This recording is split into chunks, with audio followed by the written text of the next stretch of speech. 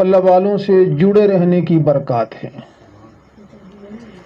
اللہ ہمیں اپنے بندوں سے، اپنے محبوب بندوں سے مضبوط تعلق نصیب فرمائے۔ جو اللہ والوں سے جڑ جاتا ہے وہ پا جاتا ہے۔ بظاہر عالم نہ ہو، درس نظامی نہ پڑھا ہو، علماء کے پاس نہ گیا ہو، کسی اللہ والے کی جوتیاں سیدھی کی ہوں تو اللہ نواز دیتے ہیں۔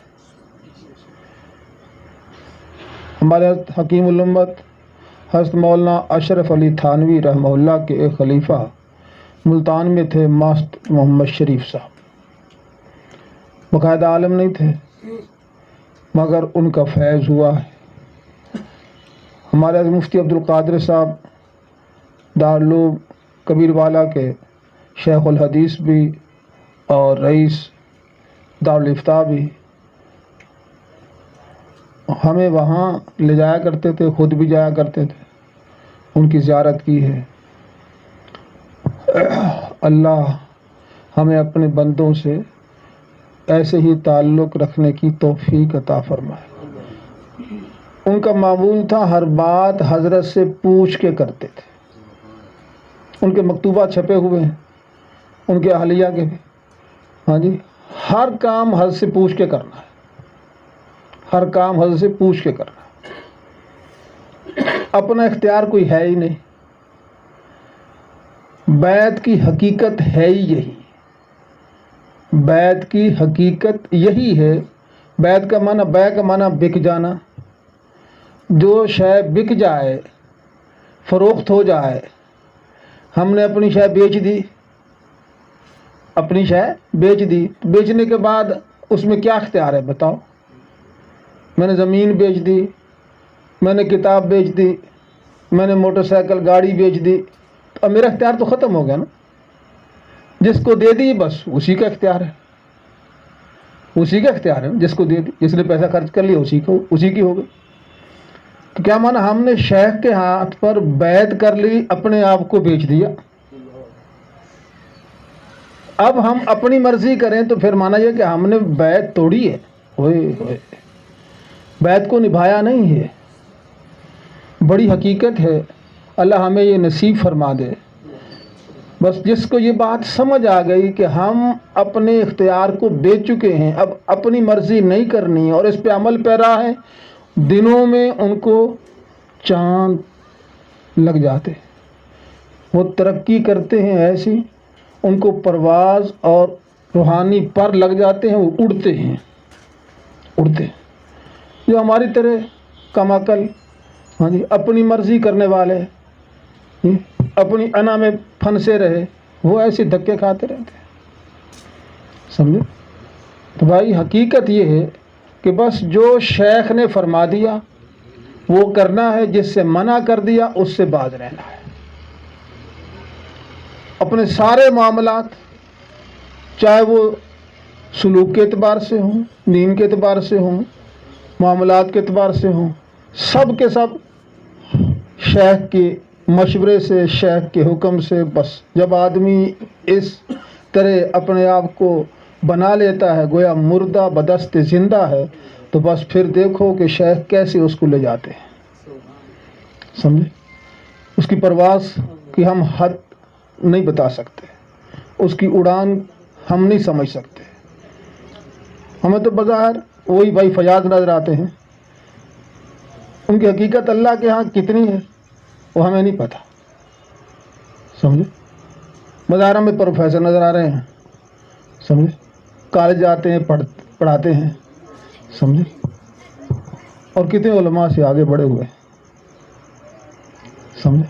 اللہ ہمیں بھی حقیقت نصیب فرمائے، بس شیخ کے ساتھ صحیح تعلق ہمیں نصیب فرما دے، ہم اپنی مرضی مٹا دیں، اپنی انا مٹا دیں۔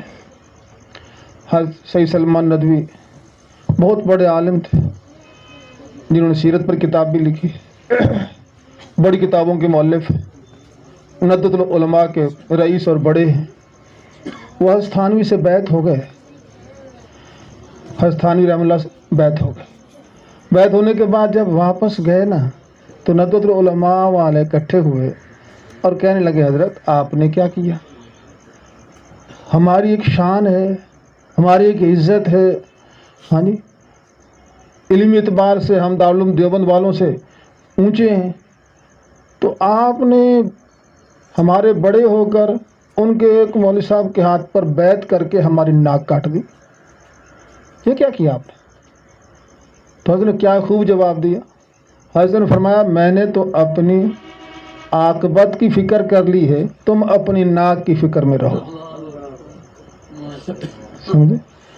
اللہ ہمیں اپنی عاقبت کی فکر نصیب فرمائے۔ تو حضرت کی خدمت میں بیٹھے تھے حضرت سید سلمان ندوی رحمۃ اللہ علیہ، عرض کی حضرت مجھے نصیحت فرما دیجیے۔ فرمایا آپ اتنے بڑے عالم، تو میں آپ کو کیا نصیحت کروں، سب کچھ ہی آپ کے سامنے ہے، تو میں کیا نصیحت کروں، میں کچھ فرما دو۔ تو پھر آپ نے تھوڑی دیر بعد فرمایا کہ سید صاحب اس راستے کی حقیقت تو اپنے آپ کو مٹانا ہے۔ روتے ہوئے آنکھوں سے آنسو جاری تھے تو یہ بات کہی کہ اس راستے کی حقیقت تو مٹنا اور مٹانا ہے، بس۔ ہر شاہ صاحب بھی رو رہے تھے، حضرت حکیم الامت بھی رو رہے تھے اور یہ بات فرمائی۔ اللہ ہمیں بھی مٹنا نصیب فرما دے۔ مٹنے میں جو کچھ ملتا ہے وہ ابھرنے میں نہیں ملتا۔ حب جاہ تو بیماری ہے، شہرت تو بیماری ہے، ریا تو ایسی بیماری ہے کہ کوئی عمل اس کے ساتھ قبول ہی نہیں ہوتا۔ جو اپنے کسی عمل کو اس قابل ہی نہیں سمجھتا کہ یہ قابل قبول ہو، اپنے ہر عمل کو ناقص سمجھتا ہے، بس وہ پا جاتا ہے۔ ہمارے جی سنا کرتے ہیں کہ کسی اللہ والے کو خواب میں آپ صلی اللہ علیہ وسلم کی زیارت ہوئی اور آپ صلی اللہ علیہ وسلم نے فرمایا کہ شیخ الحدیث مولانا زکریہ اپنے ہم عصروں سے درود شریف جو کتاب لکھی ہے فضائل درود شریف لکھنے سے بڑھ گئے، آگے بڑھ گئے۔ یہ خواب جب حضرت کو سنایا گیا تو حضرت نے بڑا ہی عمدہ جواب دیا۔ کیا فرمایا؟ فرمایا ناقص کا تو ہر عمل ناقص ہے، یہ قبول کرنے والوں کی مہربانی ہے۔ انہوں نے اس کو نواز دیا، قبول فرما لیا، ہمارا تو ہر عمل ہی ناقص ہے۔ تو اللہ ہمیں مٹنا نصیب فرمائے۔ تزکیہ صفائی کو کہتے ہیں، ہر دل کی بیماری سے دل کو پاک کرنا، صاف کرنا، بس یہی تزکیہ ہے۔ اور غرور، بڑائی، حب شہرت، حب جاہ، حب مال، یہ سب بیماری ہیں، یہ سب بیماری ہیں۔ ان سے دل کو پاک کیسے کیا جاتا ہے؟ اللہ والوں کی مان کر، اپنی مان کر نہیں۔